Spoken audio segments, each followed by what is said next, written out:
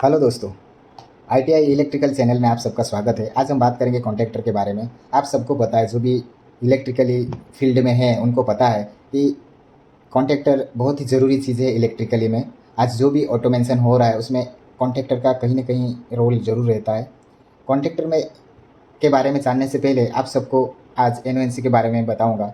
वह जानना बहुत ज़रूरी है कि एनओएनसी क्या है, कैसे काम करता है, क्योंकि पूरा के पूरे जो ऑटोमेशन बन रहे हैं, पैनल्स बन रहे हैं, उसमें एनओएनसी का बहुत बड़ा रोल होता है। चाहे वो कॉन्टैक्टर हो, टाइमर हो, रिले हो या एमपीसीबी हो, कोई भी चीज़ ले लो, उन सब में एनओएनसी ज़रूर होता है। सो एनसी यानी नॉर्मली क्लोज और एनओ यानी नॉर्मली ओपन। एक प्रैक्टिकली अगर मैं आपको ड्राइंग के माध्यम से समझाने की कोशिश करूँ तो जैसे ही हम लोग यहाँ पर सप्लाई देते हैं और ये जब सप्लाई आएगा, यहाँ पर अगर एनसी ब्लॉक लगा हुआ है, ये देखिए इस तरह से आता है एनसी ब्लॉक।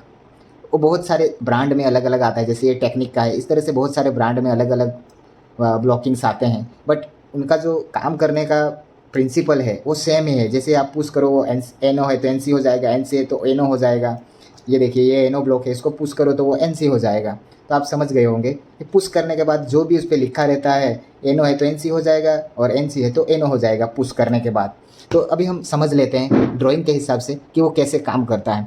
जैसे हमने यहाँ से सप्लाई दिया और ये सप्लाई सीधा एनसी ब्लॉक में गया, एनसी ब्लॉक होने की वजह से उसके दूसरे टर्मिनल पे भी पावर सप्लाई चला जाएगा और वो सीधा बल्ब को चला जाएगा। और न्यूट्रल हमने डायरेक्ट पहले से दे रखा है, सो ये बल्ब जलेगा क्योंकि यहाँ पर एनसी कॉन्टैक्ट है, इसलिए जलेगा। एनसी यानी नॉर्मली क्लोज। इसको ये आपको दिमाग में फिट करना होगा कि एनसी यानी क्लोज, आपको दिमाग में अच्छे से फिट करना होगा एनसी और एनओ। तो जैसे हमने सप्लाई दिया डायरेक्ट बल्ब आपका चालू हो जाएगा, क्योंकि यहाँ पर एनसी होने की वजह से सर्किट पूरी हो जाती है और बल्ब आपका जलेगा। अगर इस बल्ब को बंद करना है तो ये एनसी को हमको पुश करना होगा। एक चीज़ को हमेशा ध्यान रखना कि ये जो एनसी रहता है उसको जब तक पुश करके रखेंगे तब तक वो एनओ रहेगा, जैसे ही छोड़ेंगे वो एनसी हो जाएगा। ये चीज़ आपको स्विच के लिए बहुत ही ध्यान रखनी होगी। पैरेलल कॉन्टैक्टर की अगर हम बात करते हैं तो कॉन्टैक्टर में भी ऐसा ही है।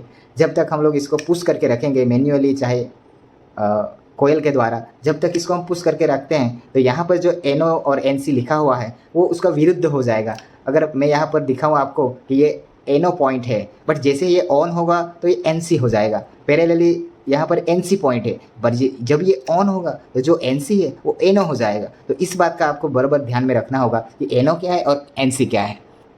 तो जैसे ही मैंने यहाँ से सप्लाई दिया, ये एनो कॉन्टैक्ट होने की वजह से यहाँ पर सर्किट कट गया और आपका बल्ब चालू नहीं होगा। न्यूट्रल डायरेक्ट जोड़ा हुआ है फिर भी नहीं होगा।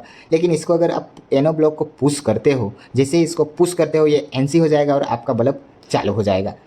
इसके बाद हम बात करेंगे कॉन्टैक्टर के बारे में। कॉन्टैक्टर के बारे में आज हम डिटेल्स वाइज बात करेंगे। आपको मैं बता देता हूँ कि कॉन्टैक्टर, अगर किसी चीज़ के लिए कॉन्टैक्टर सिलेक्ट करना है तो आप कॉन्टैक्टर को सिलेक्ट कैसे करेंगे। कॉन्टैक्टर मार्केट में दो टाइप के आते हैं। एक ऑक्सिलरी कॉन्टैक्टर जिसमें एनओ एनसी लिखा होता है, सिर्फ और सिर्फ वो कंट्रोल के लिए यूज़ करते हैं, इसलिए उसको ऑक्सिलरी या फिर कंट्रोल कॉन्टैक्टर कहा जाता है। इसमें एनओ और एनसी रहते हैं, उसमें मैक्सिमम जो पावर है वो कम रहते हैं, उसकी जो कैपेसिटी है, कॉन्टैक्ट्स की जो कैपेसिटी है वो कम रहते हैं, उसको कंट्रोल कॉन्टैक्टर्स बोलते हैं। और दूसरा जो रहता है जिसमें मोटर वगैरह लगाते हैं, जो बड़ा पावर के लिए यूज़ किया जाता है, उसको पावर कॉन्टैक्टर बोलते हैं। सो अपने रिक्वायरमेंट के हिसाब से उसको आपको चॉइस करनी होगी कि आपको पावर कॉन्टैक्टर की ज़रूरत है या फिर कंट्रोल कॉन्टैक्टर की। उसके बाद आगे की जो प्रोसेस है उसमें आपको ये देखना होगा, अगर कंट्रोल कॉन्टैक्टर आपने चूज़ करना है या फिर पावर कॉन्टैक्टर भी अगर आपको चूज़ करना है तो उसमें सबसे पहले देखना होगा आपको कोयल सप्लाई। यहाँ पर लिखा होता है कोयल सप्लाई, यहाँ पर लिखा हुआ आपको मिल जाएगा। किसी किसी मॉडल में या फिर ब्रांड में अलग से आता है जो यहाँ पर दिया हुआ होता है, बट जिसमें A1 और A2 लिखा हुआ होता है। जो A1 और A2 पे जो लिखा हुआ होता है वो होता है उसका कोयल सप्लाई। तो कॉन्टैक्टर पे सबसे पहले चीज़ होती है कोयल सप्लाई। हो सकता है कोयल सप्लाई आपको बहुत सारे मार्केट में अवेलेबल रहते हैं, जैसे कि 24 volt, 230 volt, 1110 volt, 24 volt DC, इस तरह से उस पर लिखा हुआ आपको मिलता है। और कुछ कॉन्टैक्टर्स ऐसे भी आते हैं जो कॉमन काम करते हैं उसमें उसके बाद अगर कंट्रोल कॉन्टैक्टर है तो उसमें ऑफिशियली एनओ एनसी आते हैं, बट वहाँ पर भी आप लोगों को रिक्वायरमेंट ये रहेगी कि आपको उसमें कौन सा चाहिए, 3 एनओ प्लस 1 एनसी या 3 एनसी प्लस 1 एनओ, इस तरह से भी वो अलग अलग रहते हैं। तो उसमें भी आपको चॉइस करना होता है ऑक्सिलरी में। वहीं अगर पावर कॉन्टैक्टर की बात करें तो पावर कॉन्टैक्टर के अंदर आपको अगर पावर कॉन्टैक्टर लेना है तो उसमें आपको ये देखना होगा कि उसमें आपका लोड क्या रहेगा। लोड के हिसाब से आपको वहाँ पर डिस्क्रिप्शन दिया हुआ रहता है। ये देखो यहाँ पर दिया हुआ है 400 वोल्ट पे 7.5 किलोवाट। अगर आपका 5 एचपी का है और आपको 7.5 लेते हैं तो आपके लिए सूटेबल रहेगा। अगर आपकी मोटर 7.5 एचपी की है और आप कॉन्टैक्टर 5 एचपी का ले रहे हो तो वो फिर आपके लिए सूटेबल नहीं रहेगा। इसलिए सबसे पहले आपको ये डिसाइड करना होगा कि आपके पास आपकी रिक्वायरमेंट क्या है, आपके पास कितने किलोवाट का आपको कॉन्टैक्टर की ज़रूरत है। सो पहले कॉइल सप्लाई देखना होगा, उसके बाद अगर पावर कॉन्टैक्टर ले रहे हैं तो उसमें जो पावर की जो कैपेसिटी है वो आपको देखनी होगी। अभी हम इसमें बात करेंगे कि वो काम कैसे करता है, कॉन्टैक्टर काम कैसे करता है। तो जैसे मैंने पहले ही बताया, अगर आपके पास जो भी अवेलेबल है, मानो आपके पास 230 वोल्ट आपके पास अवेलेबल है और 230 वोल्ट का कॉइल वाला आपने कॉन्टैक्टर चूज़ कर लिया, तो वो आपको काम कैसे करेगा। तो देखो, जैसे ही इसको पावर सप्लाई मिलता है कॉइल को, ये कॉइल जो रहते हैं वो मैग्नेट हो जाते हैं। उससे क्या होगा, इनको खींच लेगा और जैसे ही इनको खींचेगा यहाँ से, कॉइल अगर खींचता है तो उससे क्या होगा कि हमारे जो कॉन्टैक्ट्स हैं, जो एनो कॉन्टैक्ट्स है वो NC हो जाएंगे। इसमें L1 L2 L3 दिया हुआ है। तो जैसे ही वो ये ऑन होगा, कॉइल को सप्लाई मिलेगा, ये अंदर दबेगा, ये खींचेगा। इससे क्या होगा कि वो कॉन्टैक्ट क्लोज हो जाएंगे।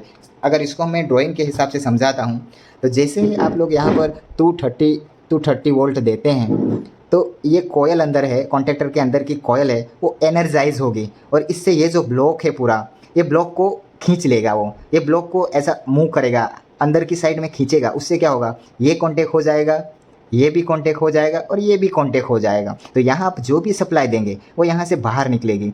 यहाँ पर आप कुछ भी दे सकते हो, जो भी सप्लाई आप देना चाहे। ज़रूरी नहीं कि 3 फेज़ ही देना है, सिंगल फेज़ ही देना है। आप जो भी देना चाहो, किसी 24 वोल्ट देना चाहो वो भी आ जाएगा। जो भी आप सप्लाई देते हो, ये सिर्फ और सिर्फ कॉन्टैक्ट्स है, इसके अलावा इससे कोई रिलेटेड नहीं है, कोई लेना देना नहीं है। ये सिर्फ जो भी आप यहाँ दोगे ये यहाँ निकलेगा। यहाँ अगर आप L1 देते हैं, L1 मीन्स 230 देते हैं, यहाँ फेज़ देते हैं तो यहाँ फेज़ निकलेगा।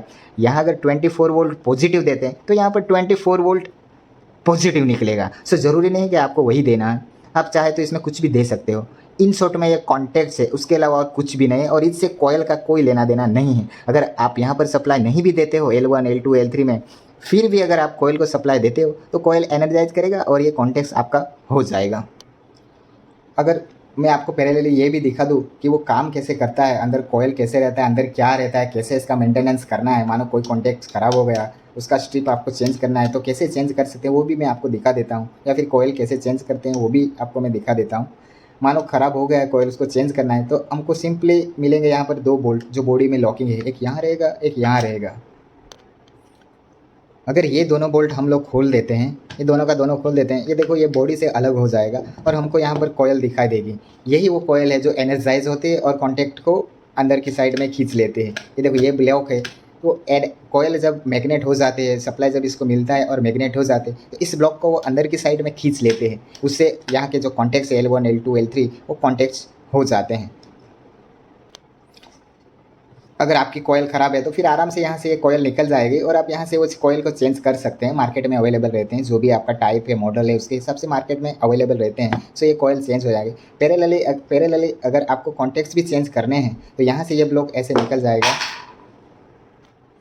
अगर ये ब्लॉक देखो ऐसे निकल जाएगा, उसके बाद ये सारे के सारे अगर निकालने हैं तो यहाँ से आप ये टर्मिनल्स भी निकाल सकते हैं। इजीली ये निकल जाते हैं क्योंकि ये सिर्फ और सिर्फ प्रेस फिटिंग ही रहते हैं। इस तरह से आप लोग अगर चेंज करना चाहो तो सारे के सारे निकाल, अगर अच्छे हैं तो वापस यहाँ से प्रेस करके बिठा भी सकते हो आप लोग। ये 6 अगर फिक्स कॉन्टैक्ट है तो इस तरह से अंदर में मूविंग कॉन्टैक्ट, इसमें मूविंग कॉन्टैक्ट्स भी आते हैं। अगर ये आप स्प्रिंग खोलोगे, ये स्प्रिंग 2 अगर खोलते हैं, इसको खींच के आपको खोलना है, उससे ये पूरा का पूरा ब्लॉक बाहर आ जाएगा। ये पूरा ब्लॉक बाहर आ जाएगा और ये बाहर ब्लॉक आने के बाद वो भी आप चेंज कर सकते हो।